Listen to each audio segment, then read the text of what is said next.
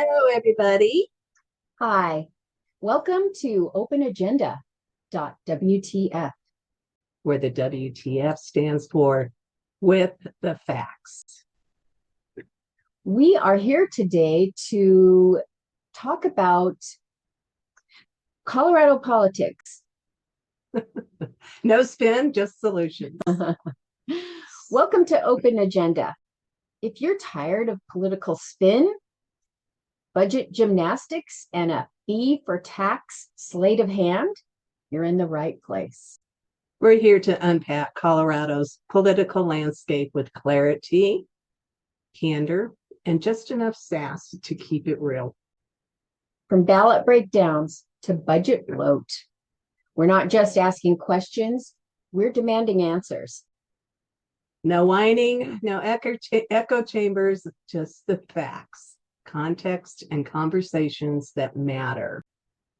So right now, we're going to take you through a tour of the propositions that are currently within the Blue Book that the Colorado voters have received. And there's only two propositions that will be on the ballot for Colorado voters. Proposition LL and Proposition MM, they are all about understanding the school meal propositions. And we're going to bring in some information about Proposition FF that was established 2 years ago and how it plays into what's happening right now. Exactly. Yeah, so let's go ahead and jump into it. I'm excited for this.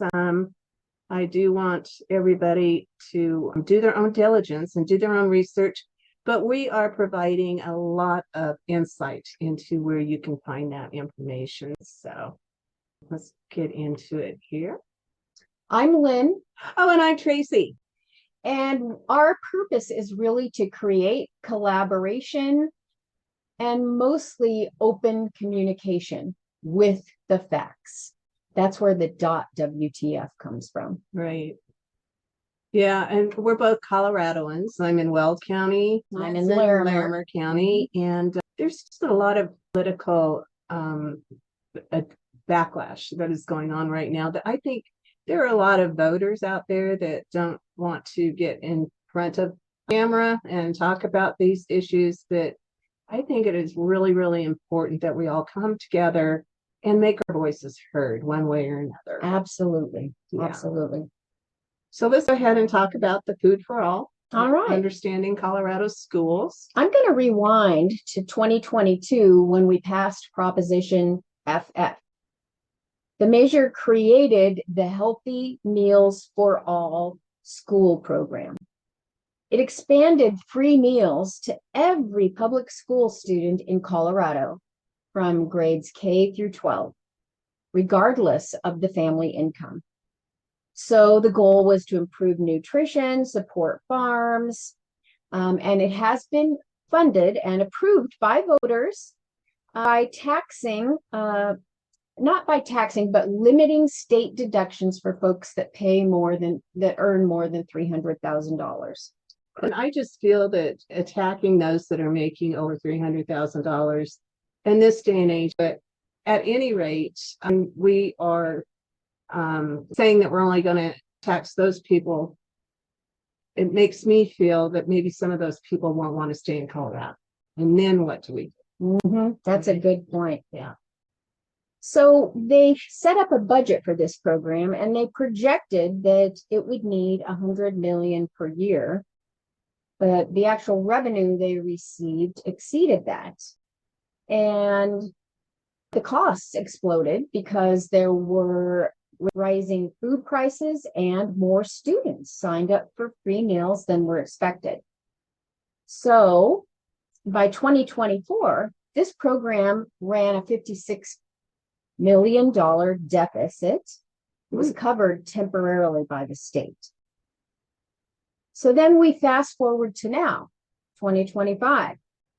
Here's the ballot that includes Proposition LL and MM. And it's an attempt to stabilize these programs' finances, but it's approached in ways that we're not not feeling so comfortable. Yeah, there's a lot of details that are left out. You kind of need to dig down into it. In fact, Lynn and I, it was just about a week ago, I think, we sat down and it ended up being a 4-hour journey down rabbit holes, or what I even like to think of as prairie dog holes. If you've ever seen a field with all those prairie dogs in it. And we got so far down into the things that they are not telling us, and in fact, some of the networking groups that they're working with. And we'll get into all of that as we go through this slideshow. So perfect. Did you want to? I like where it says by 2024, nearly every dollar went to reimbursing basic meal costs and covering administrative overhead. And I even kind of jumped into, okay, what is the administrative overhead? What are these people getting paid? So there's been a strain on the program that seems like it needs immediate attention. The money was actually hemorrhaging money faster than anyone anticipated. And so we've got a perfect storm of economic factors: pandemic-related supply chain disruptions, labor shortages, a surge in enrollment with families, food cost inflation, and of course, the ever-present administrative burden, which we have in every single government program. All of this, yes. And with the enrollment surge, a lot of that has to do with the immigration crisis that we've had for the last 4 years. And those individuals, children that have been put into our school systems, they're basically taking our taxpayer money that we worked for all of our lives. So, I never want a child to go hungry, but we need to really think about how to implement this in a fair and robust way. Absolutely. There's two choices, and neither of them are good choices: accumulate deficits or cut back the program that only serves students from low-income families.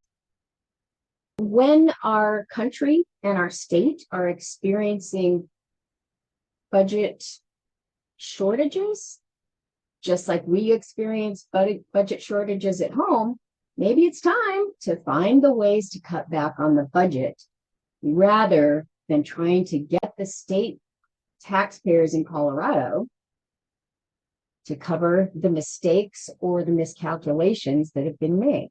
Right. And live within your means. We all have to. And the state of Colorado has a huge, huge budget.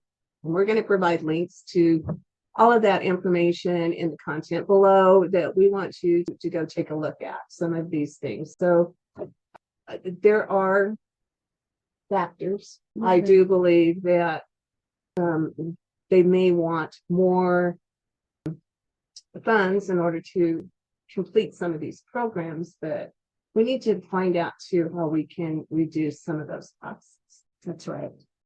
Part of that is looking at the TABOR laws, the Taxpayers' Bill of Rights. Under TABOR, the state is required to refund any revenue it collects above the projections unless the voters give permission to do something different. That's what we're seeing in this ballot. Right? So if LL passes, the state is going to keep the money that was overpaid in the last budget term, and there will be no change in the tax rates. If LL fails, all the taxpayers that contributed to that budget overreach will get their refunds, and they will also see future tax reductions. This means the school program for food could lose some funding, or that only low-income students would still be eligible for the programs starting in January of 26. So it's LL really want to keep what we've already collected, or do you want to honor the TABOR laws and the taxpayers in Colorado? Yeah, the Taxpayers' Bill of Rights is what that TABOR stands for.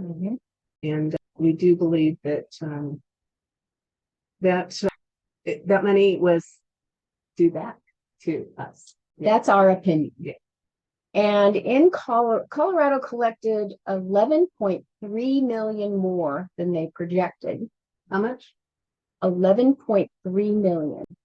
And that amount of money has earned 1.1 million additional in interest. Wow. So the state is asking, can we keep this money? Proposition MM does involve a tax increase, but again, only for those folks that make over 300,000 per year. So yeah, it's either individuals or couples that are earning 300,000 or more combined, and their tax deductions will shrink, resulting in higher tax bills. The information we have says that could be $377 more for single filers, $560 more for joint filers. Wow. So part of the problem is, why didn't they project the appropriate costs for the program in the first place? That's something that's always a concern to me. Sure, there's inflation, there's more students, but honestly, there are fewer students enrolled in schools this year than there were a decade ago. Is that true? I did not know that. Mm-hmm. Cool. Good point. Mm-hmm. The other piece of the MM proposition is any extra money they collect could go towards other things, not just the school meal program. And it does go to a lot of good. Mm-hmm. So those are the current concerns we're looking at. It gives the state so much more leverage, and it really cripples the taxpayer bill of rights for the long run. I mean, it's not going to come back in 27 if we vote it out this year. So right, it's permanent. We understand that food insecurity can be an issue in Colorado, but we also want to, be more involved in how our state administrators are spending our money. Saying here there too, it's the critics also see it as evidence of growing economic dependency and a rising cost of living that pushes more households toward needing government assistance. And I just don't believe that is something that we want as individuals. We don't want to depend upon the government for anything. Just look at our government being shut down right now. Yeah. So no kidding. So these are complicated terms. Today in Colorado, there's about 881,000 public school students. Even with fewer students than previously, about 600,000 of those students receive 2 free meals per day through the schools and the program. And, it was designed to be a healthy, nutritious program that meets good guidelines. However, a lot of the rural schools receive less funding, and yet that's where most of the Colorado is coming. So that's always an interesting perspective. Yeah, absolutely. LL sidesteps TABOR's refund requirement. Together, LL and MM give the state options. It provides a built-in tax adjustment. So that means they can raise taxes without voter approval or permission. And if revenue exceeds expectations, the state will just keep the extra money rather than giving it back or preventing, cuts to the program that fit the budget better. Right. I think these measures are more about how Colorado prioritizes and balances its budget than it is about school meals and hunger. Yeah, because it's not just about the school meals. Another interesting part of this is that, there are different programs that are funding the meals for the children. And a lot of those are overseen by the Department of Agriculture. And I don't know if we have that in here or not, but we do have information on that we will post in the comments below. But there are lots of networks out there. The food that we're getting, where we're getting it, the organizations that are being paid. And nonprofit organizations. Right. So anyway, if you want to continue with that. So, honestly, feeding children is something everyone supports in principle. Do you feel like your child is getting a better free government meal or a better meal from home? And how do those costs balance out?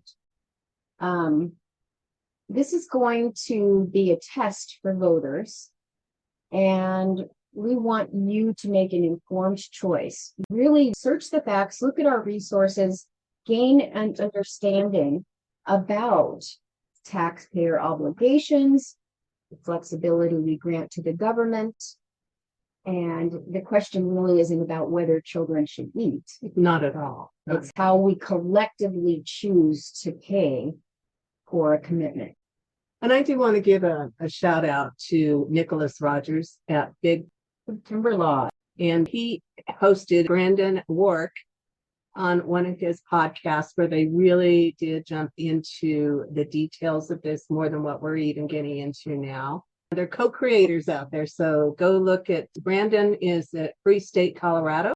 Excellent. Yes. Excellent. And Big Timber Lodge with Nicholas Rogers. And yeah, be sure to see what they're having to say on this too. And I think that with the collaboration of our voices, we might be able to get more of the facts out there for the Colorado citizens to make an intelligent decision on what is going to not only affect our future, your children's future. I think there has to come a time when our government, our state government, federal, whoever, they need to live within their means. They need to have a budget, just like every citizen of this country has to have a budget and not just depend upon taxpayer dollars to fund any little thing that they want. They already have that Proposition FF in place, so there is food for children. They just want to expand what they're doing there. And not all of it is going to be food for children. So take a look at that. So hopefully this has given you some insight in order to give you some insight to what these propositions are on the ballot this year. Take a close look at it before you go vote. If you can vote in person, that's great. Yeah, one of our segments coming up will be about mail-in ballots. We've seen a lot of interest in mail-in versus same-day voting. So we'll be touching on that. But I think before we get to that, we will be looking at how the cut with the government shutdown. What we want to look at is how it is going to affect Colorado within the next few weeks. It's a huge thing. So anyway, subscribe now so that you can join the conversation and that you can stay up to date with the things that we'll be covering. Because if you're not paying attention, someone else is going to write the rules. So have a great day, everybody, and thanks for joining us. And please vote. Yes. I know most of us have our ballots available. If you want, just do vote this year. It's so important that we all get involved and vote. Right. Let your voice be heard, whichever way you want to vote on this. Let your voice be heard and be part of the solution out there.